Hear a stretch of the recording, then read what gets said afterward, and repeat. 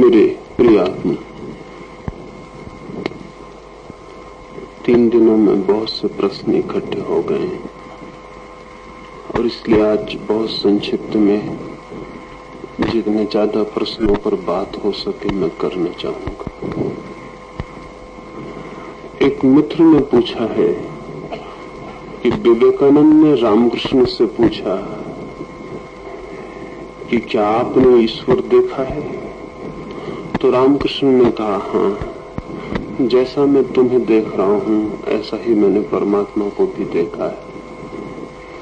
तो वे मित्र पूछते हैं कि जैसा विवेकानंद ने रामकृष्ण से पूछा, क्या हम भी वैसा आपसे पूछ सकते हैं? पहली तो बात ये, विवेकानंद ने रामकृष्ण से पूछते समय ये नहीं पूछा कि हम आपसे पूछ सकते हैं या नहीं पूछ सकते हैं।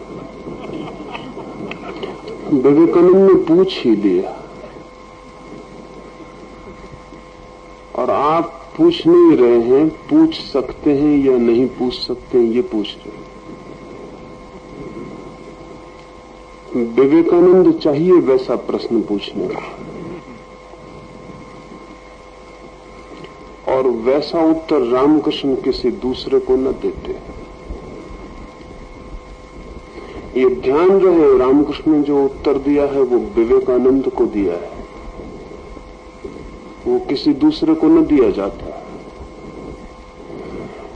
अध्यात्म के जगत में सब उत्तर नितांत वैयक्तिक है, पर्सनल है। उसमें देने वाला तो महत्वपूर्ण है ही, उससे कम महत्वपूर्ण नहीं है जिसको कि दिया गया है। उसमें समझने वाला उतना ही महत्वपूर्ण है। न मालूम कितने लोग मुझसे आके पूछते हैं कि विवेकानंद को रामकृष्ण के छूने से अनुभूति हो गई, तो आप हमें छू दें और हमें अनुभूति हो जाए। ये नहीं पूछते कि विवेकानंद के सिवाय रामकृष्ण ने हजारों लोगों को छुआ है, उनको अनुभूति नहीं हुई। उस छूने में जो अनुभूति हुई है उसमें रामकृष्ण 50% महत्वपूर्ण है, 50% विवेकानंद। वो अनुभूति आधी आधी है। और ऐसा भी जरूरी नहीं है कि विवेकानंद को भी किसी दूसरे दिन छुआ होता तो बात हो जाती। एक खास क्षण में वो घटना घटी। आप 24 घंटे भी वही आदमी नहीं होते हैं। 24 घंटे में आप न मालूम कितने आदमी होते हैं किसी खास क्षण में। अब विवेकानंद पूछ रहे हैं, ईश्वर को देखा है? ये शब्द बड़े सरल हैं। हमें भी लगता है कि हमारी समझ में आ रहे हैं कि विवेकानंद क्या पूछ रहे हैं, नहीं समझ में आ रहे हैं। ईश्वर को देखा है, ये शब्द इतने सरल नहीं है। ऐसे तो पहली कक्षा भी जो नहीं पढ़ा वो भी समझ लेगा। सरल शब्द है, ईश्वर को देखा है,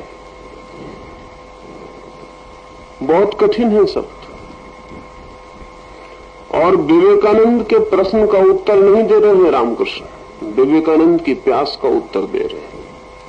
उत्तर प्रश्नों के नहीं होते, प्यास के होते।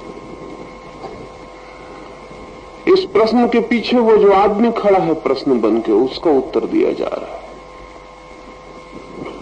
बुद्ध एक गांव में गए और एक आदमी ने पूछा, ईश्वर है? बुद्ध ने कहा नहीं। और दोपहर दूसरे आदमी ने पूछा कि मैं समझता हूं ईश्वर नहीं है, आपका क्या ख्याल है? बुद्ध ने कहा है। और सांझ एक तीसरे आदमी ने पूछा कि मुझे कुछ पता नहीं, ईश्वर है या नहीं? बुद्ध ने कहा कि चुप ही रहो तो अच्छा है, ना हाँ ना ना। जो साथ में था भिक्षु वो बहुत घबरा गया, उसने तीनों उत्तर सुन लिए। रात उसने बुद्ध से कहा, मैं पागल हो जाऊंगा। सुबह आपने कहा हाँ, दोपहर आपने कहा नहीं, सांझ आपने कहा ना हाँ ना नहीं, मैं क्या समझूं? बुद्ध ने कहा, तुझे तो मैंने एक भी उत्तर नहीं दिया, जिनको दिए थे उनसे बात, तुझसे कोई संबंध नहीं। तूने सुना क्यों? तूने जब पूछा ही नहीं था तो तुझे उत्तर कैसे दिया जा सकता? जिस दिन तू पूछेगा उस दिन तुझे उत्तर मिल जाएगा। पर उस आदमी ने कहा मैंने सुन तो लिया, पर उस बुद्ध ने कहा वे उत्तर दूसरों को दिए गए थे और दूसरों की जरूरतों के अनुसार दिए गए थे। सुबह जिस आदमी ने कहा था कि ईश्वर है वो आस्तिक था और चाहता था कि मैं भी उसकी हां में हां भर दूं। उसे कुछ पता नहीं ईश्वर के होने का, लेकिन सिर्फ अपने अहंकार को तृप्त करने आया था कि बुद्ध भी वही मानते हैं जो मैं मानता हूं। वो बुद्ध से भी अपनी स्वीकृति लेने, कंफर्मेशन लेने आया था। तो मैंने उससे कहा नहीं, मैंने उसकी जड़ों को हिला दिया और उसे कुछ पता नहीं था, अन्यथा मुझसे पूछने क्यों आता है। जिसे पता हो गया वो कंफर्मेशन नहीं खोजता। सारी दुनिया भी इंकार करे तो वो कहता इंकार करो, वो है। इंकार का कोई सवाल नहीं। अभी वो पूछ रहा है, वो पता लगा रहा है कि है, तो मुझे कहना पड़ा कि नहीं, उसकी खोज रुक गई थी, वो मुझे शुरू कर देनी पड़ी। दोपहर जो आदमी आया था वो नास्तिक था, वो मानता था कि नहीं, उसे मुझे कहना पड़ा कि है। उसकी भी खोज रुक गई थी, वो भी मुझसे स्वीकृति लेने आया था अपनी नास्तिकता में। सांझ जो आदमी आया था वो नास्तिक था ना नास्तिक, उसे किसी भी बंधन में डालना ठीक ना था, क्योंकि हां भी बांध लेता है, नहीं भी बांध लेता है। तो उससे कहा तू चुप रह जाना, हाँ ना ना, तो पहुंच जाएगा। और तेरा तो सवाल ही नहीं है, उस भिक्षु से कहा, क्योंकि तूने अभी पूछा नहीं। धर्म बड़ी निजी बात है, जिससे प्रेम, और प्रेम में अगर कोई अपनी प्रेसी को कुछ कहता है तो बाजार में चिल्लाने की बात नहीं, वो नितांत वैयक्तिक है और बाजार में कहते ही अर्थ उसका बेकार हो जाएगा। ठीक धर्म के संबंध में कहे गए सत्य भी इतने ही पर्सनल, एक व्यक्ति के द्वारा दूसरे व्यक्ति से कहे गए, हवा में फेंके गए नहीं।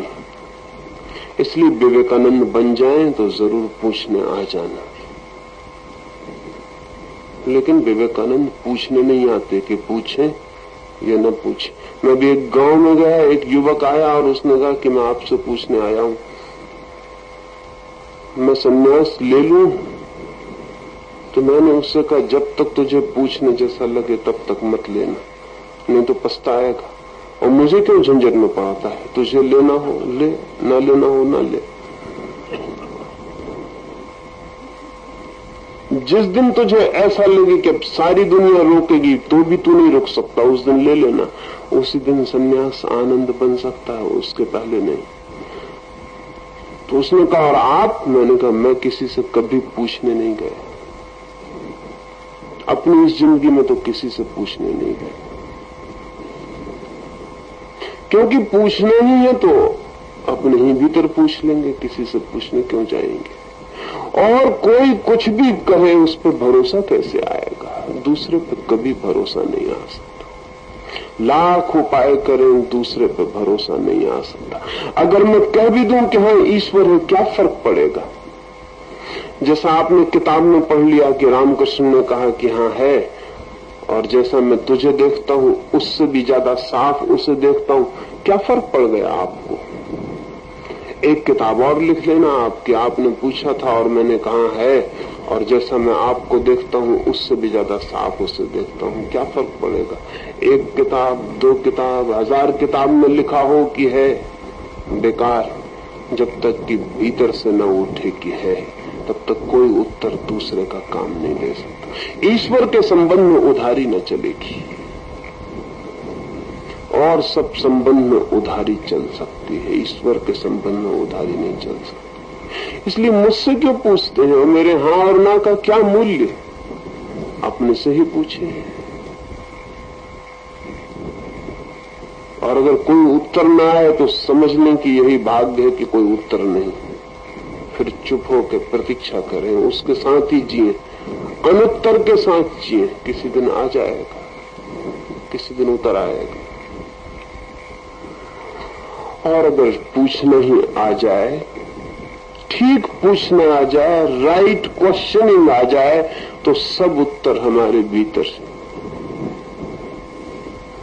और ठीक पूछना ना आए तो हम सारे जगत में पूछते फिरे, कोई उत्तर काम का नहीं। और जब विवेकानंद जैसा आदमी रामकृष्ण से पूछता है तो रामकृष्ण जो उत्तर देते हैं वो रामकृष्ण का उत्तर थोड़ी विवेकानंद के काम पड़ता है। विवेकानंद इतनी प्यास से पूछते हैं कि जब वो रामकृष्ण का उत्तर आता है तो वो रामकृष्ण का नहीं मालूम पड़ता, वो अपने ही भीतर से आया हुआ मालूम पड़ता है, इसलिए काम पड़ता है, नहीं तो काम नहीं पड़ सकता। जब हम बहुत गहरे में किसी से पूछते हैं, इतने गहरे में कि हमारा पूरा प्राण लग जाए दांव पर, तो जो उत्तर आता है फिर वो हमारा अपना ही हो जाता है, वो दूसरे का नहीं होता। दूसरा फिर सिर्फ एक दर्पण हो जाता है। अगर रामकृष्ण ने ये कहा कि हाँ है, तो ये उत्तर रामकृष्ण का नहीं है, ये ऑथेंटिक बन गया, विवेकानंद को प्रमाणिक लगा, क्योंकि रामकृष्ण एक दर्पण से ज्यादा न मालूम पड़े, अपनी ही प्रतिध्वनि बहुत गहरे अपने ही प्राणों का स्वर वहां सुनाई पड़ा। विवेकानंद ने रामकृष्ण से पूछने के पहले एक आदमी से और पूछा था। रविन्द्रनाथ के दादा थे देवेंद्रनाथ, वो महर्षि देवेंद्रनाथ कहे जाते थे। वो बजरे पर रहते थे, रात बजरे पर एकांत में साधना करते थे। आधी रात अमावस की विवेकानंद पानी में कूद के गंगा पार करके बजरे पे चढ़ गए। बजरा कब गया, अंदर गए, धक्का दे के दरवाजा खोल दिया, अटका था दरवाजा, भीतर घुस गए, अंधेरा है। देवेंद्रनाथ आंख बंद किए, कुछ मनन में बैठे, जाके झकझोर दिया उनका कॉलर पकड़ के कोट का। आंखें खुली तो वो घबरा गए कि इतनी रात पानी से तरबतर कौन नदी में तैर के आ गया है, सारा बजरा कब गया है। जैसे उन्होंने आंख खोली, विवेकानंद ने कहा, मैं पूछने आया हूं ईश्वर है? देवेंद्रनाथ ने कहा, जरा बैठो भी। झिझके ऐसी आधी रात अंधेरे में गंगा पार पड़ के कोई ऐसा छाती पे छुरा लगा के पूछे ईश्वर है? उनका जरा रुको भी, बैठो भी, कौन हो भाई, क्या बात है, कैसे आए? बस विवेकानंद ने कॉलर छोड़ दिया, वापस नदी में कूद पड़े। उन्होंने चिल्लाया कि युवक रुको। विवेकानंद ने कहा, झिझक ने सब कुछ कह दिया, अब मैं चाहता हूं। झिझक ने सब कुछ कह दिया। इतने झिझक गए कि असली सवाल ही छोड़ दिया, कहते हैं या नहीं। फिर देवेंद्रनाथ बाद में कहे कि मैं सच में ही घबरा गया, क्योंकि मुझसे कभी ऐसा out of the way, outlandish, ऐसा कोई अचानक गर्दन पकड़ के कभी पूछा नहीं था। सभा में, मीटिंग में, मंदिर में, मस्जिद में देवेंद्रनाथ से लोग पूछते थे ईश्वर है, तो वो समझाते थे उपनिषद, गीता, वेद। ऐसा किसी ने पूछा ही न था, तो जरूर घबरा गए। उन्होंने कहा, मैं जरूर घबरा गया था, मुझे कुछ भी नहीं सूझा था। और वो युवक कूद के चला गया था, और मुझे भी मेरी झिझक से पहली दफे पता चला, अभी मुझे भी मालूम नहीं। पूछें जरूर, जिस दिन पूछने की तैयारी हो उस दिन जरूर पूछें, पर पूछने की तैयारी लेके आ जाए, क्योंकि फिर उत्तर पे बात खत्म न हो गई। रामकृष्ण का उत्तर फिर वो विवेकानंद नहीं था जो पूछने आया था, वो था नरेंद्रनाथ। रामकृष्ण के उत्तर के बाद हो गया विवेकानंद। पूछें जरूर, लेकिन फिर जिंदगी पूरी बदलने की तैयारी चाहिए, उत्तर तो मिल सकता है। फिर वो नरेंद्रनाथ की तरह घर वापस नहीं लौटा, क्योंकि वो जो रामकृष्ण ने कहा है और तुझसे ज्यादा मुझे दिखाई पड़ता है कि वो है। एक दफे मैं कह सकता हूं कि तू झूठ, लेकिन उसे नहीं कह सकता झूठ। तो फिर विवेकानंद ऐसा नहीं कि ठीक महाराज उत्तर बहुत अच्छा लगा, परीक्षा में दे देंगे, जाते सब वापस नहीं लौट गया था। फिर विवेकानंद के लिए उत्तर ले डूबा, फिर वो लड़का वापस लौटा ही नहीं। उत्तर तो मिल सकता है, मुझे कोई कठिनाई नहीं उत्तर देने में, आप दिक्कत में पड़ जाएंगे। तो जिस दिन पूछने का मन हो आ जाना, और आउटलैंडिश ही ठीक रहेगा। किसी अंधेरी रात में आके मेरी गर्दन पकड़ के पूछ लेना, लेकिन ध्यान रखना गर्दन मेरी पकड़ेंगे, पकड़ा जाएगी आपकी। फिर भाग ना सकेंगे। स्कॉलरली बातें नहीं है ये कोई शास्त्रीय और पांडित्य की बातें नहीं है कि पूछ लिया, समझ लिया, चले गए, कुछ भी ना हुआ। सारी जिंदगी को दांव पे लगाने की बात। एक दूसरे मित्र पूछते हैं कि बीज बोते हैं तो अंकुर आने में समय लगता है, और आप तो कहते हैं कि इसी क्षण हो सकती है सब बात, और आदमी को परमात्मा का बीज कहते हैं। जरूर कहता हूं, बीज बोते हैं, समय लगता है। समय बीज के टूटने में लगता है, अंकुर के निकलने में नहीं। अंकुर तो एक क्षण में ही निकल आता है, विस्फोट होता है अंकुर का तो, लेकिन बीज के टूटने में वक्त लग जाता है। आपके टूटने में वक्त लग सकता है, वो मैं नहीं कहता, लेकिन परमात्मा के आने में वक्त नहीं लगता, वो एक क्षण में ही आ जाता है। जैसे हम पानी को गर्म करते हैं तो गर्म करने में वक्त लग सकता है, 100 डिग्री तक गर्म होगा तो वक्त लगेगा, लेकिन भाप बनने में वक्त नहीं लगता। छलांग, पानी 100 डिग्री गर्म हुआ, दिजम कूद गया, भाप हो गया। ऐसा नहीं कि भाप बनने में वक्त लगे, कि पानी थोड़ा अभी भाप बना आधा, अभी आधा भाप नहीं बना, अभी बूंद थोड़ी सी भाप बन गई, एक कोने से भी दूसरे कोने से भाप नहीं बनी। ऐसा नहीं, भाप तो बनेगी तो छलांग में, हाँ, लेकिन भाप तक पहुंचने में वक्त लगता है। लेकिन जब तक भाप नहीं बनी तब तक वो पानी ही है, चाहे 100 डिग्री गर्म हो, चाहे 99 डिग्री गर्म हो, चाहे 98 डिग्री गर्म हो। परमात्मा एक विस्फोट है, एक छलांग। उसके पहले आप आदमी ही हैं, चाहे 98 डिग्री पे गर्म हो, चाहे 99 डिग्री पे गर्म हो। 100 डिग्री पे गर्म होंगे कि भाप बन जाएंगे, परमात्मा शुरू होगा, आप मिट जाएंगे। तो मैं कहता हूं वो इसी क्षण भी हो सकता है। इसी क्षण होने का मतलब ये है कि अगर हम उत्तप्त होने को तैयार हों, और क्या काफी समय नहीं बीत गया उत्तप्त होने के लिए? कढ़ाई कब से चढ़ी है चूल्हे पर, कितने जन्मों से गर्म हो रहे हैं, और 100 डिग्री तक नहीं पहुंच पाए अभी तक। जन्म गर्म होते रहे हैं और 100 डिग्री पर नहीं पहुंच पाए अब तक। और कितना समय चाहिए? इतना समय कम है? नहीं, समय तो बहुत लग गया है। गर्म होने की कला ही हमें नहीं आती, तो हम अगर 99 पे भी पहुंच जाएं तो जल्दी से वापस हो जाते हैं, कूल डाउन हो जाते हैं, फिर ठंडे होकर वापस लौट आते हैं। 100 डिग्री से बहुत डरते हैं।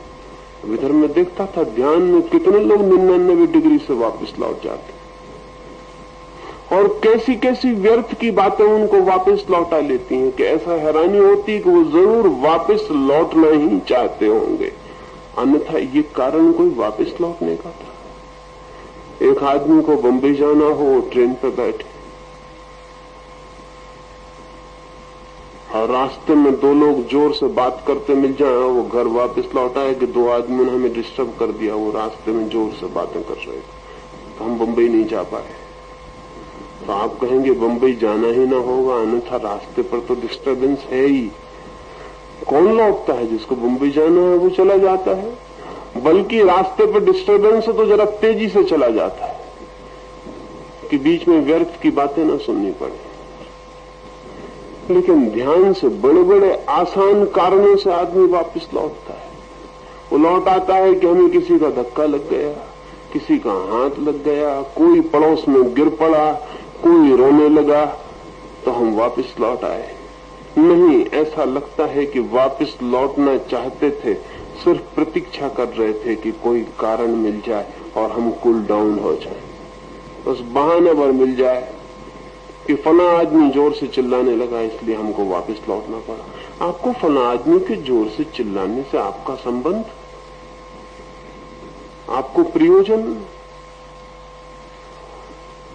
और आप क्या खो रहे हैं इस बहाने आपको पता ही नहीं। आप क्या कह रहे हैं आपको पता ही नहीं। अब अभी एक मित्र मिले रास्ते में, उन्होंने कहा कि जरा लोगों को समझा दें, थोड़ा उनको ठंडा कर दें, कूल डाउन करें, क्योंकि दो लोग नग्न खड़े हो गए हैं, उससे बड़ी एक्सप्लोसिव स्थिति बन गई। उन्होंने बड़े प्रेम से कहा कि जरा लोगों को समझा दें, कुछ लोग बड़े बेचैन हो गए हैं कि दो लोग नग्न हो गए। सब लोग कपड़ों के भीतर नग्न हैं और कोई बेचैन नहीं होता। कपड़ों के भीतर सभी लोग नग्न हैं, कोई बेचैन नहीं है। दो आदमियों ने कपड़े छोड़ दिए, सब बेचैन हो गए। बड़ा मजा है। आपके कपड़े भी किसी ने छुड़ाए होते तो बेचैन होते तो भी समझ में आता। अपने ही कपड़े कोई छोड़ रहा और बेचैन आप हो रहे हैं। अगर कोई आपके कपड़े छीनता तो बेचैनी कुछ समझ में भी आ सकती थी, हालांकि वो भी बेमानी थी। जीसस ने कहा है कि कोई तुम्हारा कोट छीने तो अपना कमीज भी उसको दे देना, कहीं बेचारा संकोच बस कम न छीन रहा हो। कोई आपका कोट छीनता तो समझ में भी आता है, कोई अपना ही कोट उतार के रख रहा है, आप बेचैन हो गए। ऐसा लगता है कि आप प्रतीक्षा ही कर रहे थे कि कोई कोट उतारे और हम कूल डाउन हो जाएं और हम कहें हमारा सारा ध्यान खराब कर दिया। अब बड़े आश्चर्य की बात है कि कोई आदमी नग्न हो गया, इससे आपके ध्यान के खराब होने का क्या संबंध है? और आप किसी के नग्न होने को बैठ के देख रहे थे, तो आप ध्यान कर रहे थे या क्या कर रहे थे? आपको तो पता ही नहीं होना चाहिए था कि कौन ने कपड़े छोड़ दिए, कौन ने क्या किया। आप अपने में होना चाहिए थे कि कौन क्या कर रहा है। आप कोई धोबी हैं, कोई टेलर हैं, कौन है? आप कपड़ों के लिए चिंतित क्यों? आपकी परेशानी बेवजूद है, अर्थहीन है। और जिसने कपड़े छोड़े हैं थोड़ा सोचते नहीं है। आपसे कोई कहे कि आप कपड़े छोड़ दें, तब आपको पता चलेगा कि जिसने कपड़े छोड़े हैं उसके भीतर कोई बड़ा कारण ही उपस्थित हो गया होगा, इसलिए उसने कपड़े छोड़े। आपसे कोई कहे कि लाख रुपया देते हैं, आप कहेंगे छोड़ते हैं लाख रुपया, लेकिन कपड़े न छोड़ेंगे। उस बेचारे को किसी ने कुछ भी नहीं दिया है, उसने कपड़े छोड़े। आप क्यों परेशान है? उसके भीतर कोई कारण उपस्थित हो गया होगा। लेकिन जिंदगी को समझने की, सहानुभूति से देखने की हमारी आदत ही नहीं। जब महावीर पहली दफे नग्न हुए तो पत्थर पड़े। अब पूजा हो रही है और जितने लोग पूजा कर रहे हैं वो सब कपड़े बेच रहे हैं।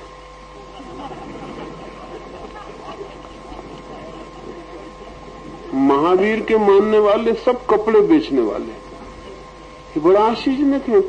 और इस आदमी को इन्हीं लोगों ने पत्थर मारे होंगे और उसी के बदले में कपड़ा बेच रहे हैं कि कोई नंगा ना हो जाए, कपड़े बेचते चले जाए। महावीर नग्न हुए तो लोगों ने गांव-गांव से निकाला, एक गांव में न टिकने दिया। जिस गांव में ठहर जाते लोग उनको गांव के बाहर करते कि आदमी नग्न हो गया। अब पूजा चल रही, लेकिन महावीर को तो हमने टिकने नहीं दिया। गांव में धर्मशाला में न रुकने दिया, गांव के बाहर मरघट में न ठहरने दिया। कहीं गांव के आसपास में आ जाए तो लोग जंगली कुत्ते उनके पीछे लगा देते जो उनको दूर गांव के बाहर निकाला है। क्या तकलीफ हो गई थी महावीर से लोगों को? एक तकलीफ हो गई थी कि उस आदमी ने कपड़े छोड़ दिए। लेकिन बड़े आश्चर्य की बात है, किसी के कपड़े छोड़ देने से क्या कारण क्या है? डर कुछ दूसरे हैं, डर कुछ बहुत भयंकर है। हम इतने नंगे हैं भीतर कि नग्न आदमी को देख के हम घबरा जाते हैं कि बड़ी मुश्किल हो गई। हमें अपने नंगेपन का ख्याल आ जाता है और कोई कारण नहीं। और ध्यान रहे, नग्नता और बात है, नंगापन बिल्कुल दूसरी बात। महावीर को देख के कोई कह नहीं सकता कि वो नंगे खड़े हैं, और हमको कपड़ों में भी देख के कोई कहेगा कि कितने कपड़े पहने हैं तो नंगे ही, फर्क नहीं पड़ता है। गौर से देखा, जो लोग नग्न खड़े हो गए उनको गौर से देखा, हिम्मत ही न पड़ी होगी उस तरफ देखने की। हालांकि बीच बीच में आंख बचा कर देखते रहे होंगे, नहीं तो बेचैन कैसे होते, एक्सप्लोसिव स्थिति कैसे पैदा होती। अब उन मित्र ने लिखा है कि स्त्रियां बहुत परेशान हो गई। स्त्रियों को मतलब, स्त्रियां इसलिए आई हैं कि कोई नग्न हो तो उसको देखती रहे, उनको अपना ध्यान करना था नहीं, लेकिन देखते रहे होंगे आंख बचा के, फिर सब छोड़ के, वो आत्म ध्यान वगैरह छोड़ के, अपने को देखना वगैरह छोड़ के वही देखते रहे होंगे, तो एक्सप्लोसिव हो ही जाएगा। आपसे कौन कह रहा था कि आप देखें? आप आंख बंद किए हुए थे, कोई नग्न खड़ा था, वो खड़ा रहता, वो आपको बिल्कुल नहीं देख रहा था, वो नग्न आदमी आके मुझसे कहता कि स्त्रियों की वजह से मेरे लिए बड़ी एक्सप्लोसिव स्थिति हो गई, तो कुछ समझ में आता। और स्त्रियों की एक्सप्लोसिव स्थिति हो गई उस आदमी की वजह से। उसको जरा गौर से देखते तो मन प्रसन्न होता है। उसको नग्न खड़ा देखते तो लगता कितना सादा सीधा निर्दोष। हल्का होता मन, फर्क होता, लाभ होता। लेकिन लाभ को तो हम खोने की जिद किए बैठे हैं। हम तो हानि को पकड़ने के लिए बड़े आतुर हैं और हमने ऐसे विक्षिप्त धारणाएं बना रखी हैं जिनका कोई हिसाब नहीं। एक स्थिति आती है ध्यान की, कुछ लोगों को अनिवार्य रूप से आती है कि वस्त्र छोड़ देने की हालत हो जाती। वो मुझसे पूछ के नग्न हुए हैं, इसलिए उन पे एक्सप्लोसिव मत होना, होना हो तो मुझ पे होना। जो लोग भी यहाँ नग्न हुए हैं वो मुझसे आज्ञा लेके नग्न हुए हैं। मैं उनसे कह दिया कि ठीक है। वो मुझसे पूछ गए हैं आगे कि हमारी हालत ऐसी कि हमें ऐसा लगता है एक क्षण में कि अगर हमने वस्त्र न छोड़े तो कोई चीज अटक जाएगी। तो मैंने उनको कहा है कि छोड़ दें, ये उनकी बात है, आप क्यों परेशान हो रहे हैं। इसलिए उनसे किसी ने भी कुछ कहा हो तो बहुत गलत किया है। आपको हक नहीं है वो किसी को कुछ कहने का। थोड़ा समझना चाहिए कि एक निर्दोष चित्त एक घड़ी है जब कई चीजें बाधाएं बन सकती हैं। कपड़े आदमी का गहरा से गहरा इनहिबिशन। कपड़ा जो है वो आदमी का सबसे गहरा टैबू, वो सबसे गहरी रूढ़ी है जो आदमी को पकड़े हुए। और एक क्षण आता है कि कपड़े करीब करीब प्रतीक हो जाते हैं हमारी सारी सभ्यता के। और एक क्षण आता है मन का, कभी किसी को आता है, सबको जरूरी नहीं। बुद्ध कपड़े पहने हुए जिए, जीसस कपड़े पहने हुए जिए, महावीर ने कपड़े छोड़े। एक औरत ने भी हिम्मत की। महावीर के वक्त में औरतें हिम्मत न कर सकी। महावीर की शिष्याएं कम न थीं, ज्यादा थीं शिष्यों से। 10,000 शिष्य थे और 40,000 शिष्याएं थी, लेकिन शिष्याएं हिम्मत न जुड़ा सकी कपड़े छोड़ने की। तो महावीर को तो इसी वजह से ये कहना पड़ा कि इन स्त्रियों को दोबारा जन्म लेना पड़ेगा। जब तक ये एक बार पुरुष ना हो तब तक इनकी कोई मुक्ति नहीं। क्योंकि जो कपड़ा छोड़ने से डरती हैं वो शरीर छोड़ने से कैसे न डरेंगी। तो महावीर को इसलिए एक नियम बनाना पड़ा कि स्त्री योनि से मुक्ति नहीं हो सकती, उसे एक दफा पुरुष योनि में आना पड़ेगा। और कोई कारण न था, लेकिन हिम्मतवर औरतें हुई। अगर कश्मीर की लल्ला महावीर को मिल जाती तो उनको ये सिद्धांत न बनाना पड़ता। महावीर की तरह एक औरत हुई कश्मीर में लल्ला, और अगर कश्मीरी से जाकर पूछेंगे तो वो कहेगा हम 2 ही शब्द जानते हैं, अल्लाह और लल्ला, बस 2 ही शब्द जानते। एक औरत हुई जो नग्न रही और सारे कश्मीर ने उसको आदर दिया, क्योंकि उसकी नग्नता में उन्हें पहली दफा दिखाई पड़ा और तरह का सौंदर्य, और तरह का निर्दोषता, और तरह का आनंद, एक बच्चे जैसा भाव। अगर लल्ला महावीर को मिल जाती तो महावीर के ऊपर एक कलंक लग गया, वो बच जाता। महावीर के ऊपर एक कलंक है, और वो कलंक यह है कि स्त्री योनि से मुक्ति न हो सकेगी। और उसका कारण महावीर नहीं है, उसका कारण जो स्त्रियां उनके आसपास इकट्ठी हुई होंगी वे, क्योंकि उन्होंने कहा ये तो असंभव है। लेकिन महावीर ने कहा वस्त्र न छोड़ सकोगे तो शरीर कैसे छूटेगा।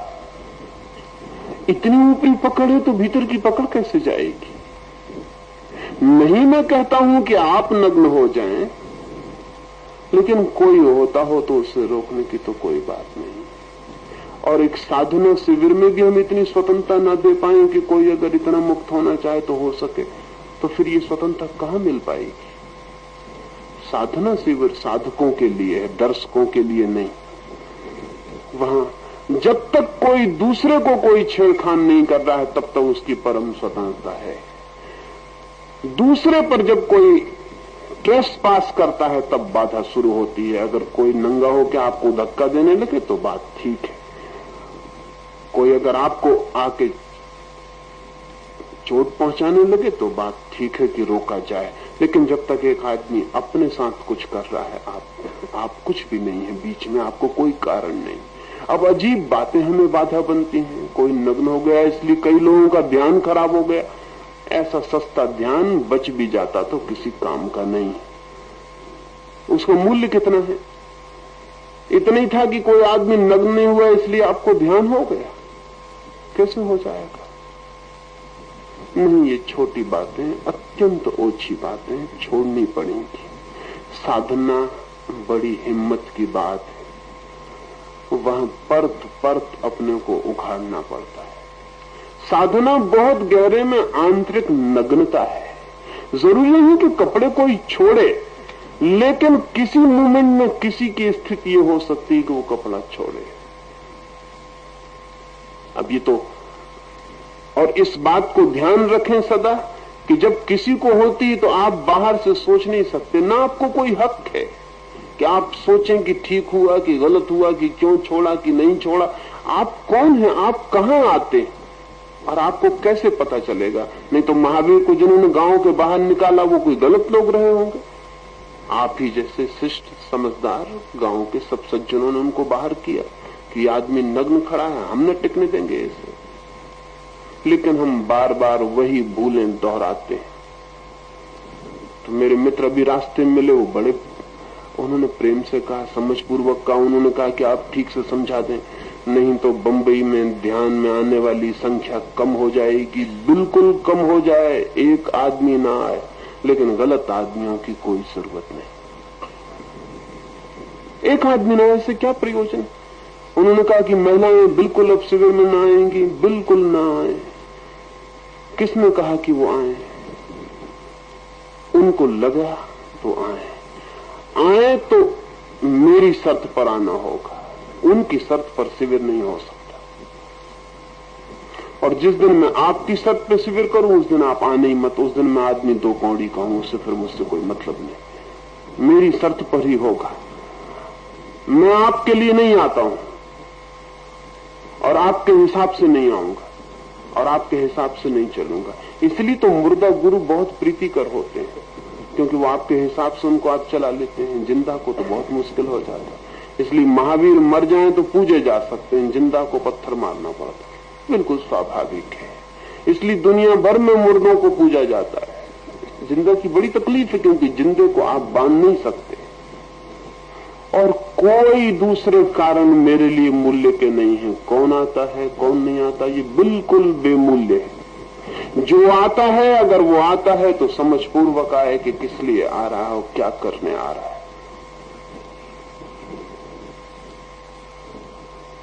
एक मित्र पूछ रहे हैं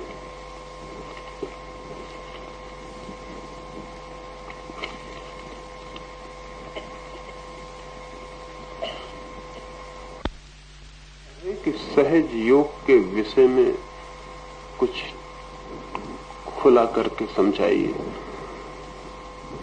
सहज योग सबसे कठिन योग है, क्योंकि सहज होने से ज्यादा कठिन और कोई बात नहीं।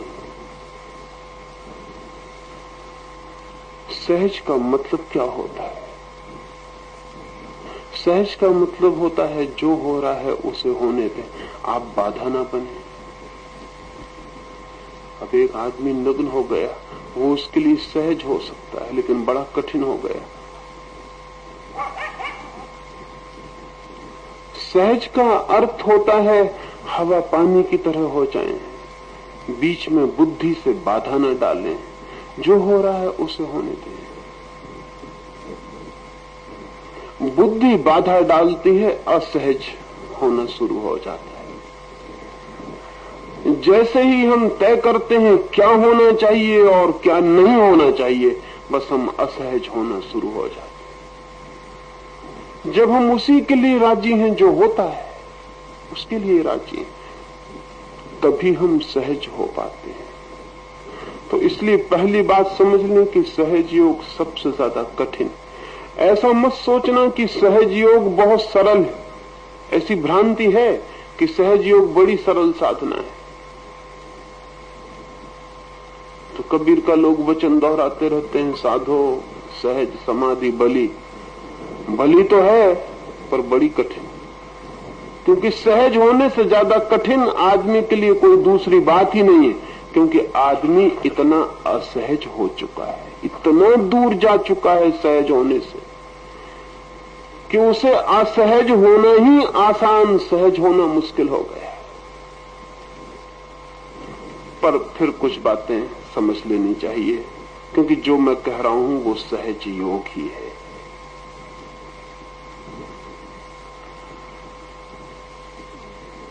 जीवन में सिद्धांत थोपना जीवन को विकृत करना है, लेकिन हम सारे लोग सिद्धांत थोपते हैं। कोई हिंसक है और अहिंसक होने की कोशिश कर रहा है, कोई क्रोधी है शांत होने की कोशिश कर रहा है, कोई दुष्ट है वो दयालु होने की कोशिश कर रहा है, कोई चोर है वो दानी होने की कोशिश कर रहा है। ये हमारे सारे जीवन की व्यवस्था है। जो हम हैं उस पर हम कुछ थोपने की कोशिश में लगे। हम सफल हों तो भी असफल, हम असफल हों तो भी असफल। क्योंकि चोर लाख उपाय करे तो दानी नहीं हो सकता। हाँ, दान कर सकता है, दानी नहीं हो सकता। दान करने से भ्रम पैदा हो सकता है कि चोर दानी हो गया, लेकिन चोर का चित्त दान में भी चोरी की तरकीबें निकाल लेगा। मैंने सुना है कि एकनाथ यात्रा पर जा रहे थे, तो गांव में एक चोर था। उसने एकनाथ से कहा कि मैं भी चलूं तीर्थ यात्रा पर आपके साथ, बहुत पाप हो गए, गंगा स्नान मैं भी कराऊं। एकनाथ ने कहा चलने में तो कोई हर्ज नहीं, बाकी भी सब तरह तरह के चोर जा रहे हैं, तू भी चल सकता है। लेकिन एक बात, बाकी जो चोर मेरे साथ जा रहे हैं वो कहते हैं कि उस चोर को मत ले चलना, नहीं तो हमारी सब चीजें रास्ते में गड़बड़ करेंगे। तो एक पक्की शर्त बांध ले कि रास्ते में तीर्थ यात्रियों के साथ चोरी नहीं करना। उसने कहा कसम खाता हूं जाने से लेके आने तक चोरी नहीं करूंगा। फिर तीर्थ यात्रा शुरू हुई, वो चोर भी साथ हो गया, बाकी भी चोर थे, भिन्न भिन्न तरह के चोर हैं। कोई एक तरह के चोर हैं, कई तरह के चोर हैं। कोई चोर मजिस्ट्रेट बन के बैठा है, कोई चोर कुछ और बन के बैठा है, सब तरह के चोर गए, वो चोर भी साथ गया। लेकिन चोरी की आदत दिन भर तो गुजार दे, रात बड़ी मुश्किल में पड़ जाए, सब यात्री तो सो जाएं, उसकी बड़ी बेचैनी हो जाए, उसके धंधे का वक्त आ जाए। एक दिन दो दिन उसने कहा मर जाएंगे, न मालूम 3-4 महीने की यात्रा है, ऐसे कैसे चलेगा। और सबसे बड़ा खतरा यह है कि किसी तरह यात्रा भी गुजार दी और कहीं चोरी करना भूल गए तो और मुसीबत, लौट के क्या करेंगे। कोई तीर्थ जिंदगी भर होता है। तीसरी रात गड़बड़ शुरू हो गई, और गड़बड़ व्यवस्थित हुई, धार्मिक ढंग की हुई। चोरी तो उसने की लेकिन तरकीब से की। एक बिस्तर में से सामान निकाला और दूसरे में डाल दिया, अपने पास न रखा। सुबह यात्री बड़े परेशान होने लगे, किसी का सामान किसी की संदूक में मिले और किसी का सामान किसी के बिस्तर में। 150 यात्री थे, बड़ी खोजबीन में मुश्किल हो गई। सबने कहा ये मामला क्या है, ये हो क्या रहा है। चीजें जाती तो नहीं है लेकिन इधर उधर चली जाती। फिर एकनाथ को शक हुआ कि वही चोर होना चाहिए जो तीर्थ यात्री बन गया है। तो रात जगते रहे, देखा कोई 2 बजे रात वो चोर उठा और उसने एक की चीज दूसरे के पास करनी शुरू कर दी। एकनाथ ने उसे पकड़ा और कहा ये क्या कर रहा है। उसने कहा कि मैंने कसम खा ली कि चोरी न करूंगा, चोरी में बिल्कुल नहीं कर रहा, लेकिन कम से कम चीजें इधर उधर तो करने दे। मैं कोई चीज रखता नहीं, अपने पास छूता नहीं, बस इधर से उधर कर देता हूं। ये तो मैंने आपसे कहा भी नहीं था कि ऐसा मैं नहीं करूंगा। एकनाथ बाद में कहते थे चोर अगर बदलने की भी कोशिश करे तो भी फर्क नहीं पड़ता। हम सारे जीवन जो हमारी असहजता है वो उसमें है कि जो हम हैं उससे हम भिन्न होने की पूरे समय कोशिश में लगे हैं। नहीं, सहज योग कहेगा जो है उससे भिन्न होने की कोशिश मत करें, जो है उसी को जाने और उसी को जिए। अगर चोर हैं तो जाने कि मैं चोर हूं, और अगर चोर हैं तो पूरी तरह से चोर होके जिए। बड़ी कठिन बात है, क्योंकि चोर को भी इससे तृप्ति मिलती है कि मैं चोरी छोड़ने की कोशिश कर रहा हूं। छूटती नहीं, लेकिन एक राहत रहती है कि मैं चोर हूं आज भला, लेकिन कल न रह जाऊंगा।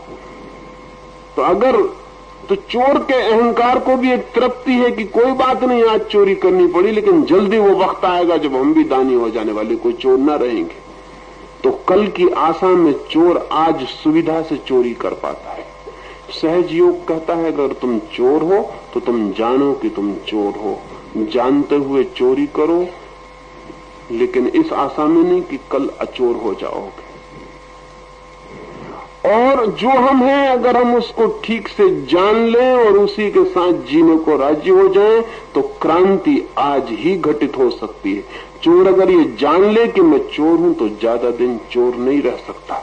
ये तरकीब है उसकी चोर बने रहने के लिए कि वो कहता भला चोर हूं, मुश्किल है आज इसलिए चोरी कर रहा हूं, कल सुविधा हो जाएगी फिर चोरी नहीं करूंगा। असल में मैं चोर नहीं हूं, परिस्थितियों ने मुझे चोर बना दिया है, इसलिए वो चोरी करने में उसको सुविधा बन जाती, वो अचोर बना रहता है। वो कहता है मैं हिंसक नहीं हूं, परिस्थितियों ने मुझे हिंसक बना दिया। मैं क्रोधी नहीं हूं, वो तो दूसरे आदमी ने मुझे गाली दी इसलिए क्रोध आ गया। और फिर क्रोधी जाके क्षमा मांग आता है, वो कहता माफ कर देना भाई, न मालूम कैसे मेरे मुंह से वो गाली निकल गई, मैं तो क्रोधी आदमी नहीं हूं। उसने अहंकार को वापस रख लिया अपनी जगह। सब पश्चाताप अहंकार को पुनर्स्थापित करने का उपाय है। उसने रख लिया, क्षमा मांग ली। नहीं, सहज योग ये कहता है कि तुम जो हो जानना कि वही हो, और इंच भर यहां वहां हटने की कोशिश मत करना, बचने की कोशिश मत करना। तो उस पीड़ा से, उस दंश से, उस दुख से, उस पाप से, उस आग से, उस नरक से जो तुम हो, अगर उसका पूरा तुम्हें बोध हो जाए तो तुम छलांग लगा के तत्काल बाहर हो जाओगे, बाहर होना नहीं पड़ेगा। अगर कोई चोर है और पूरी तरह चोर होने को जान ले और अपने मन में कहीं भी गुंजाइश न रखे कि कभी मैं चोर नहीं रहूंगा, मैं चोर हूं तो मैं चोर ही रहूंगा, और अगर आज चोर हूं तो कल और बड़ा चोर हो जाऊंगा, क्योंकि 24 घंटे का अभ्यास और बढ़ जाएगा। तो अगर कोई अपनी इस चोरी के भाव को पूरी तरह पकड़ ले और ग्रहण कर ले और समझे कि ठीक है यही मेरा होना है, तो आप समझते हैं कि आप चोर रह सकेंगे। ये इतनी जोर से छाती में तलवार की तरह चुभ जाएगी कि मैं चोर हूं कि इसमें जीना असंभव हो जाएगा। एक क्षण में क्रांति अभी हो जाएगी, यही हो जाएगी।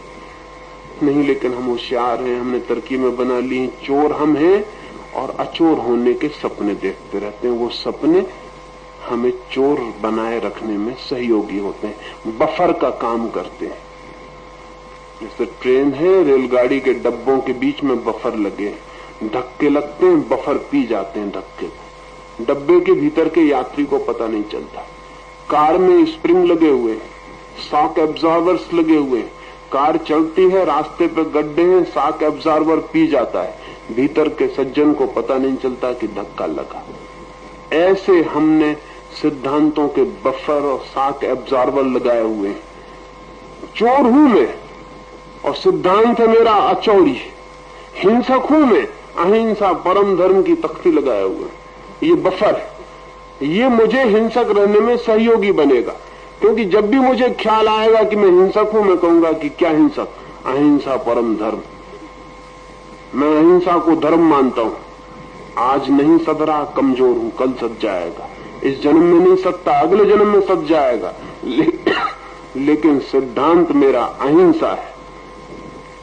तो मैं झंडा लेकर अहिंसा का सिद्धांत सारी दुनिया में गाड़ता फिरूंगा और भीतर हिंसक रहूंगा। वो झंडा सहयोगी हो जाएगा। जहां अहिंसा परम धर्म लिखा हुआ दिखाई पड़े, समझ लेना आसपास हिंसक निवास करते, और कोई कारण नहीं। आसपास हिंसक बैठे होंगे जिनने वो तख्ती लगाई, अहिंसा परम धर्म। वो हिंसक की तरकीब है, और आदमी ने इतनी तरकीबें ईजाद की हैं कि तरकीबें ही रह गई हैं, आदमी खो गया। सहज होने का मतलब है जो है, दैट विच इज, जो है वो है। अब उस होने के बाहर कोई उपाय नहीं है, उस होने में रहना है, उसमें ही रहूंगा। लेकिन वो होना इतना दुखद है कि उसमें रहा नहीं जा सकता। नरक में आपको डाल दिया जाए तो आप हैरान होंगे कि नरक में रहने में आपके सपने ही सहयोगी बनेंगे। तो आप आंख बंद करके सपना देखते रहेंगे। उपवास किया है किसी दिन आपने, तो आप आंख बंद करके भोजन के सपने देखते रहेंगे। उपवास के दिन भी भोजन का सपना ही सहयोगी बनता है। उपवास पार करने में भोजन का सपना चलता रहता है भीतर। अगर भोजन का सपना बंद कर दें तो उपवास उसी वक्त टूट जाए। लेकिन कल कर लेंगे सुबह। एक प्रोफेसर मेरे साथ थे यूनिवर्सिटी में। बहुत दिन साथ रहने पर मैंने, पहले तो मुझे पता नहीं चला, कभी कभी अचानक एकदम वो मिठाइयों और इन सब की बात करने लगते। मैंने कहा कि बात क्या कभी कभी करते हैं। फिर मैंने पकड़ा तो अंदाज लगाया तो पता चला कि हर शनिवार को करते। तो मैंने उनसे पूछा, एक दिन शनिवार था और वो आए और मैंने कहा कि अब तो आप जरूर मिठाई की बात करेंगे। उनका क्यों, आप क्यों ये बात करें? तो मैंने कहा कि मैं इधर 2 महीने से रिकॉर्ड रख रहा हूं आपका, शनिवार को जरूर मिठाई की बात करते हैं, आप शनिवार को उपवास तो नहीं करते। उन्होंने कहा आपको किसने कहा? मेरे को कोई कहने का सवाल ही नहीं है। मैंने हिसाब लगाया। उन्होंने कहा करता हूं। आपने कैसे पकड़ा? मैंने कहा पकड़ा क्या, मैं देखता हूं कि कोई भी स्वस्थ आदमी जो ठीक से खाता पीता हो मिठाई की क्यों बात करे। तो पर आप ठीक खाते पीते आदमी हैं, शनिवार को जरूर वो बात करते, कोई ना कोई बहाना फौरन वो कोई बहाने से भी निकाल लेते और वो मिठाई की बात शुरू करते। उन्होंने कहा कि मैं शनिवार, आपने अच्छा पकड़ा, लेकिन शनिवार को मैं दिन भर सोचता रहता हूं कि कल ये खाऊं, वो खाऊं, ये करूं, वो करूं, तो उसी के सहारे तो गुजार पाता हूं। शनिवार में उपवास करता हूं। तो मैंने उनसे कहा कि एक दिन ऐसा करो कि ये सपने मत देखो, उपवास करो। उन्होंने कहा फिर उपवास टूट जाएगा, इसी के सहारे मैं दिन भर खींच पाता हूं। कल की आशा आज को गुजार देती, कल की आशा आज को बिता देती। हिंसक अपनी हिंसा गुजार रहा है अहिंसा की आशा में। क्रोधी अपने क्रोध को गुजार रहा है दया की आशा में। चोर अपनी चोरी को गुजार रहा है दान की आशा में। पापी अपने पाप को गुजार रहा है पुण्यात्मा होने की आशा में। ये आशाएं बड़ी अधार्मिक है। नहीं, तोड़ दें इनको। जो है उसे जान लें और उसके साथ जिए। वो जो फैक्ट है उसके साथ जिए। वो कठिन है, कठोर है, बहुत दुखद है, बहुत मन को पीड़ा देगा कि मैं ऐसा आदमी हूं। अब एक आदमी है सेक्सुअलिटी से भरा है, ब्रह्मचर्य की किताब पढ़ के गुजार रहा है। काम से भरा है, किताब ब्रह्मचर्य की पढ़ता है तो वो सोचता है कि हम बड़े ब्रह्मचर्य की साधक हैं। काम से भरा है। अब वो किताब ब्रह्मचर्य की बड़ा सहारा बन रही है उसको काम करने में। वो कह रहा आज कोई हद नहीं, आज तो गुजर जाए, आज और भोग लो, कल से तो पक्का ही कर लेना। मैं घर में एक मेहमान था, एक बूढ़े ने मुझसे कहा कि एक सन्यासी ने मुझे 3 दफे ब्रह्मचर्य का व्रत दिलवाया। 3 दफा? मैंने कहा ब्रह्मचर्य का व्रत 1 दफा काफी, दूसरी दफे कैसे लिया? क्योंकि ब्रह्मचर्य का व्रत 3 दफा कैसे लेना पड़ेगा? तो उन्होंने कहा मैं तो कई लोगों से कह चुका लेकिन किसी ने मुझे पकड़ा नहीं। वो कहते अच्छा आपने 3 दफे व्रत लिया और कोई कहते नहीं आप। मैंने कहा कि ब्रह्मचर्य का व्रत तो 1 ही दफा हो सकता, दोबारा कैसे लिया? उन्होंने कहा वो टूट गया, फिर तिबारा लिया। तो फिर मैंने कहा चौथी बार नहीं लिया? तो कहा कि नहीं, फिर मेरी हिम्मत ही टूट गई लेने की।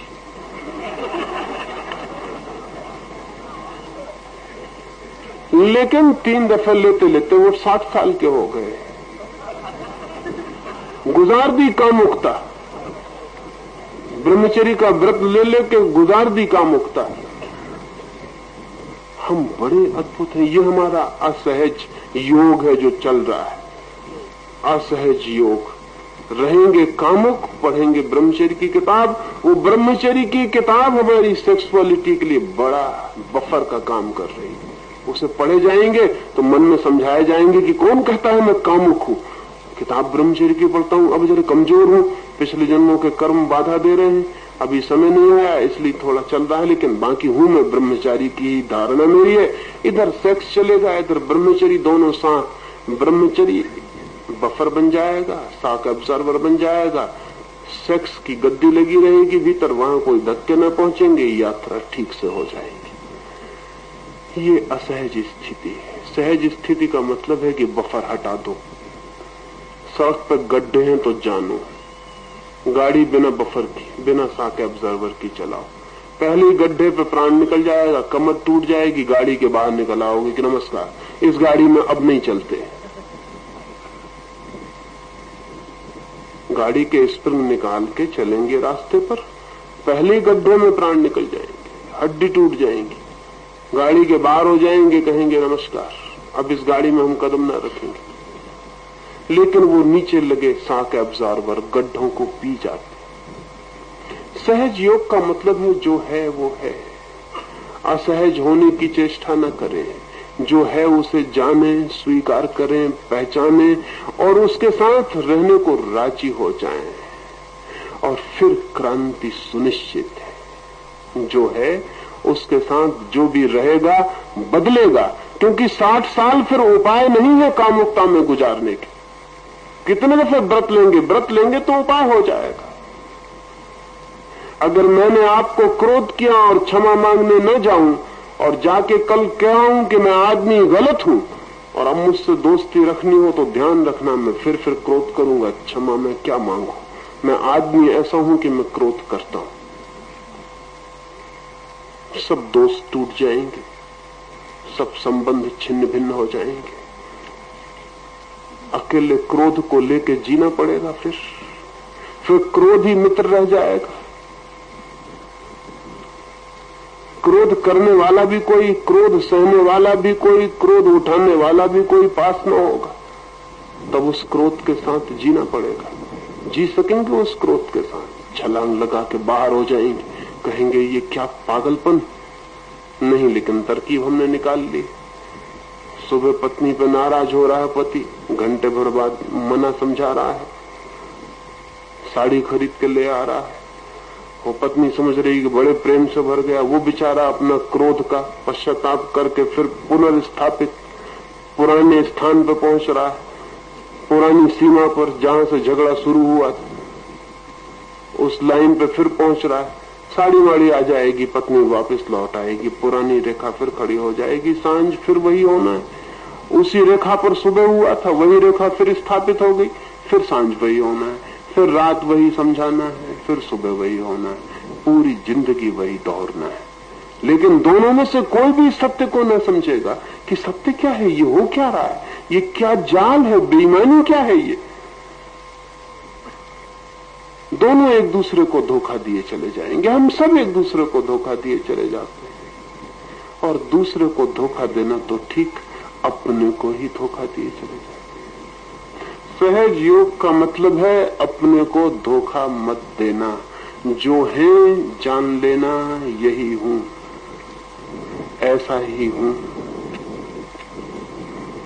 और अगर ऐसा जान लेंगे तो बदलाहट तत्काल हो जाएगी, युगपत।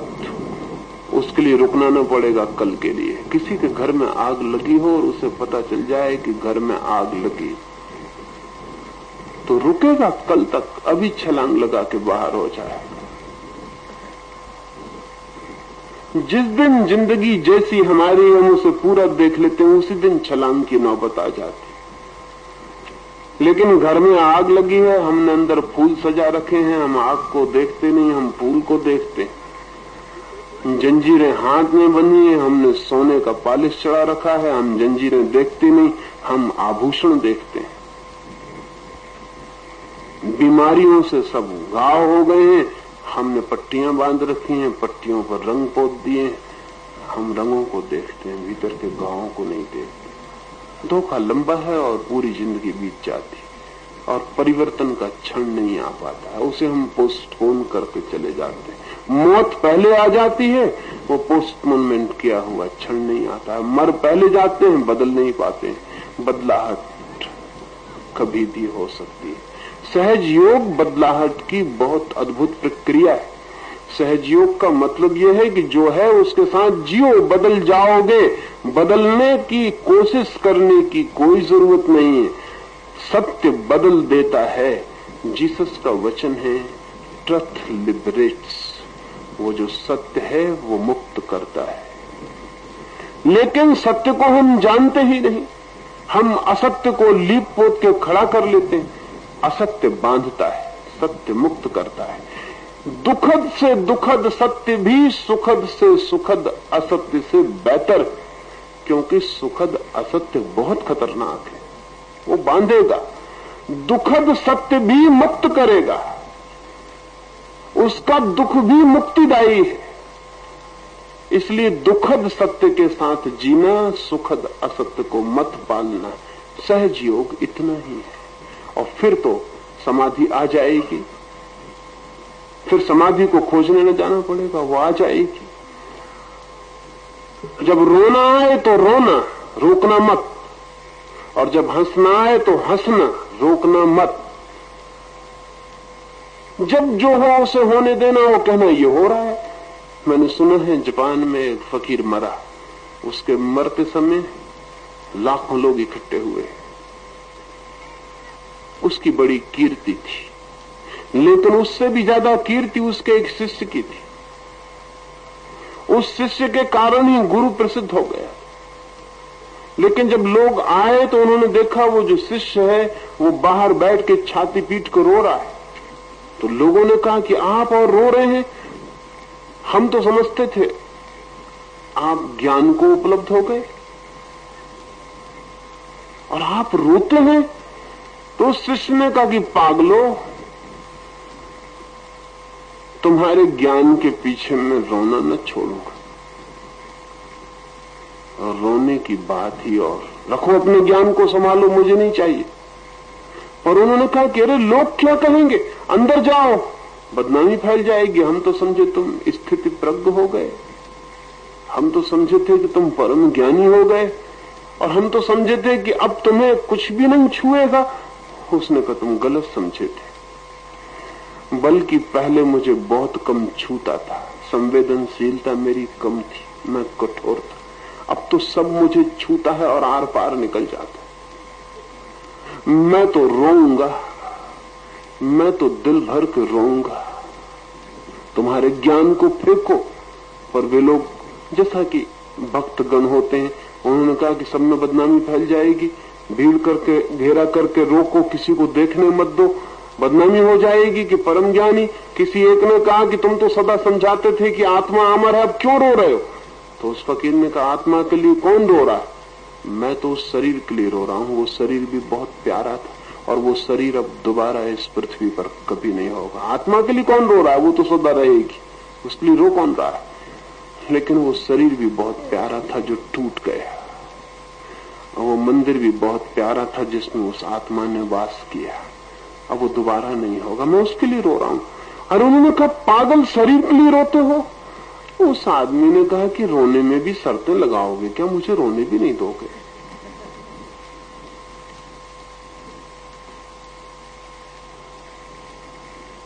मुक्त चित्त वही हो सकता है जो सत्य चित्त हो गया।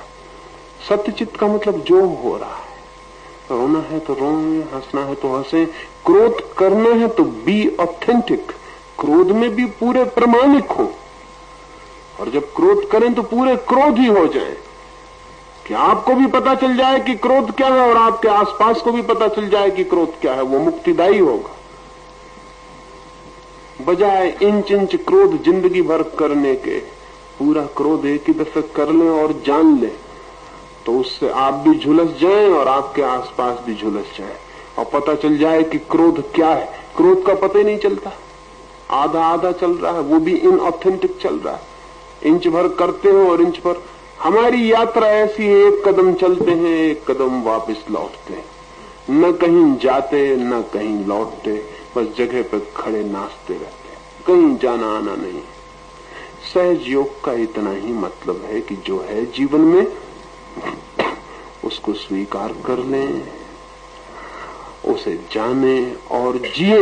और इस जीने, जानने और स्वीकृति से आएगा परिवर्तन, म्यूटेशन, बदलाहट, और वो बदलाहट आपको वहां पहुंचा देगी जहां परमात्मा है। ये जिसे मैं ध्यान कह रहा हूं, ये सहज योग की ही प्रक्रिया है। इसमें आप स्वीकार कर रहे हैं जो हो रहा है, अपने को छोड़ रहे हैं पूरा और स्वीकार कर रहे हैं जो हो रहा है। नहीं तो आप सोच सकते हैं पढ़े लिखे आदमी, सुशिक्षित, संपन्न, सोफिस्टिकेटेड, सुसंस्कृत, रो रहे हैं, खड़े होकर चिल्ला रहे हैं, हाथ पैर पटक रहे हैं, विक्षिप्ति तरह नाच रहे हैं। ये सामान्य नहीं है, कीमती है लेकिन असामान्य है। इसलिए जो देख रहा है उसकी समझ में नहीं आ रहा कि ये क्या हो रहा है, उसे हंसी आ रही कि ये क्या हो रहा है। उसे पता नहीं कि वो भी इस जगह खड़े होकर प्रामाणिक रूप से जो कहा जा रहा है करेगा तो उसे भी यही होगा। और हो सकता है उसकी हंसी सिर्फ डिफेंस मेजर हो, वो सिर्फ हंस के अपनी रक्षा कर रहा है। वो कह रहा है हम ऐसा नहीं कर सकते, वो हंस के ये बता रहा है हम ऐसा नहीं कर सकते, लेकिन उसकी हंसी कह रही है कि उसका कुछ संबंध है। उसकी हंसी कह रही है कि वो इस मामले से कुछ न कुछ संबंध उसका है। अगर वो भी इस जगह इसी तरह खड़ा होगा यही करेगा। उसने भी अपने को रोका है, दबाया है, रोया नहीं, हंसा नहीं, नाचा नहीं। बर्ट्रैंड रसल ने पीछे एक बार कहा कि मनुष्य की सभ्यता ने आदमी से कुछ कीमती चीजें छीन ली, उसमें नाचना एक। बर्ट्रैंड रसल ने कहा आज मैं ट्रफलगर स्क्वायर पर खड़े होकर लंदन में नाच नहीं सकता। कहते हैं हम स्वतंत्र हो गए, कहते हैं कि दुनिया में स्वतंत्रता आ गई, लेकिन मैं चौरस्ते पर खड़े होकर नाच नहीं सकता। ट्रैफिक का आदमी फौरन मुझे पकड़ के थाने भेज देगा कि आप ट्रैफिक में बाधा डाल रहे हैं, और आप आदमी पागल मालूम होते हैं, चौरस्ता नाचने की जगह नहीं। बर्ट्रैंड रसल ने कहा कि कई दफे आदिवासियों में जाकर देखता हूं, और जब उन्हें नाचते देखता हूं रात आकाश के तारों की छाया में, तब मुझे ऐसा लगता है सभ्यता ने कुछ पाया या खोया। बहुत कुछ खोया है, बहुत कुछ खोया है। कुछ पाया है, बहुत कुछ खोया है। सरलता खोई है, सहजता खोई है, प्रकृति खोई है, और बहुत तरह की विकृति पकड़ ली है। ध्यान आपको सहज अवस्था में ले जाने की प्रक्रिया है। इसलिए अंतिम बात जो आपसे कहना चाहूंगा वो ये कि यहां 3 दिन में जो हुआ वो महत्वपूर्ण है। कुछ लोगों ने बड़ी अद्भुत प्रतीति पाई, कुछ लोग प्रतीति की झलक तक पहुंचे, कुछ लोग प्रयास तो किए लेकिन पूरा नहीं कर पाए, फिर भी प्रयास किए और निकट थे, प्रवेश हो सकता था, लेकिन सभी ने कुछ किया। सिर्फ 2-4-10 मित्रों को छोड़कर, उनको जिन्हें बुद्धिमान होने का भ्रम है, उनको छोड़कर, जिनके पास बुद्धि कम, किताबें ज्यादा हैं, उनको छोड़कर बाकी सारे लोग संलग्न हुए और सारा वातावरण बहुत सी बाधाओं के बावजूद भी एक विशेष प्रकार की शक्ति से निर्मित हुआ और बहुत कुछ घटा, लेकिन वो सिर्फ प्रारंभ है। आप घर जाके घंटे भर इस प्रयोग को 24 घंटे में से देते रहना, तो आपकी जिंदगी में कोई द्वार खुल सकता है।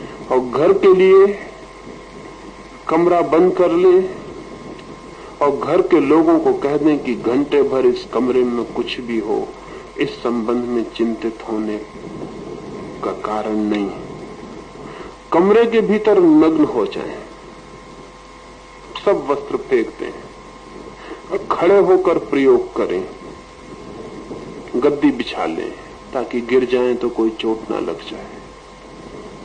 खड़े होकर प्रयोग करें और घर के लोगों को पहले जता दें कि बहुत कुछ हो सकता है, आवाजें आ सकती हैं, रोना निकल सकता है, कुछ भी हो सकता है भीतर, लेकिन घर के लोगों को बाधा नहीं देनी, ये पहले बता दें।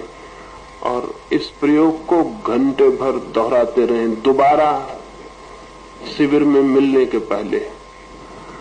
और अगर जो मित्र यहाँ प्रयोग किए हैं वे अगर सारे मित्र घर जाके दोहराते हैं तो उनके लिए मैं फिर अलग शिविर ले सकूंगा, तब उन्हें और गति दी जा सकती है। बहुत संभावना है, अनंत संभावना है, लेकिन आप कुछ करें।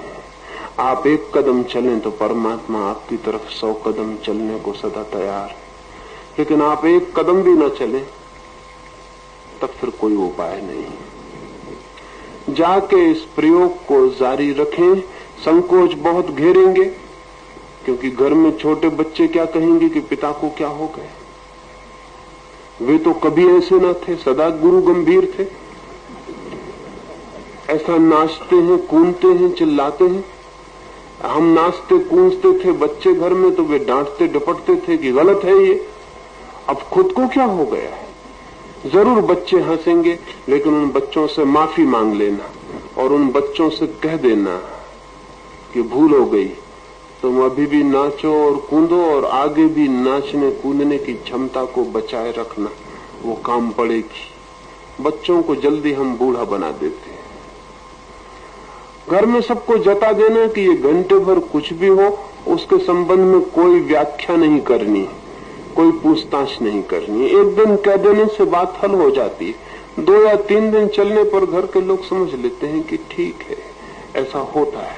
और न केवल आप बल्कि आपके पूरे घर में परिणाम होने शुरू हो जाएंगे। जिस कमरे में आप करें इस प्रयोग को, अगर उस कमरे को संभव हो सके आपके लिए, तो फिर इसी प्रयोग के लिए रखें, उसमें कुछ दूसरा काम ना करें। छोटी कोठरी हो, ताला बंद कर दें, उसमें सिर्फ यही प्रयोग करें। और अगर घर के दूसरे लोग भी उसमें आना चाहें तो वो प्रयोग करने के लिए आए तो ही आ सके, अन्यथा उसे बंद कर दें। नहीं संभव हो सके तो बात अलग, संभव हो सके तो इसके बहुत फायदे होंगे। वो कमरा चार्ज्ड हो जाएगा। वो रोज आप जब उसके भीतर जाएंगे तो आपको पता चलेगा कि साधारण कमरा नहीं है, क्योंकि हम पूरे समय अपने चारों तरफ रेडिएशन फैला रहे हैं। हमारे चारों तरफ हमारी चित्त दशा की किरणें फेंक रही हैं और कमरे और जगहें भी किरणों को पी जाती हैं।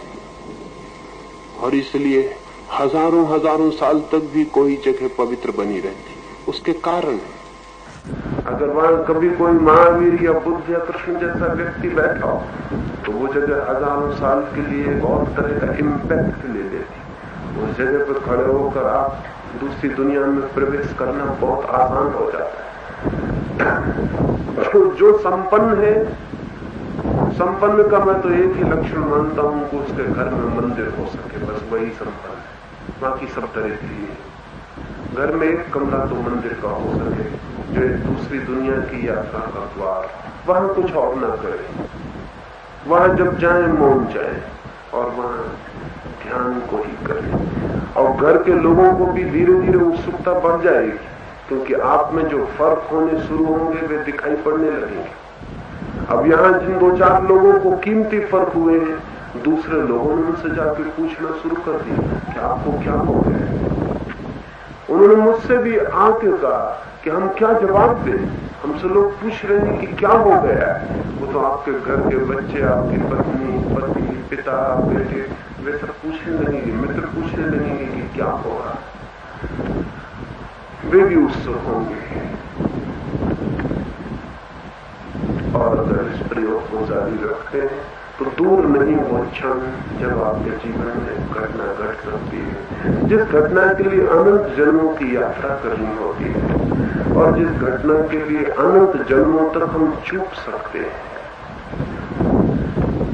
मनुष्य जाति के इतिहास में आने वाले कुछ वर्ष बहुत महत्वपूर्ण,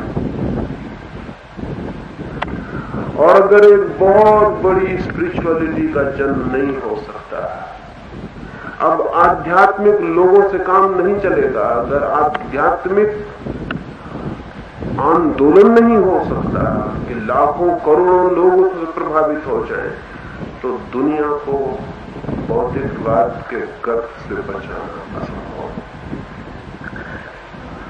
और बहुत मोमेंटस क्षण है कि 50 साल में भाग्य का निपटारा होगा, या तो धर्म बचेगा या निपट अधर्म बचेगा। इन 50 साल में बुद्ध, महावीर, कृष्ण, मोहम्मद, राम, जीसस सब का निपटारा होने को है।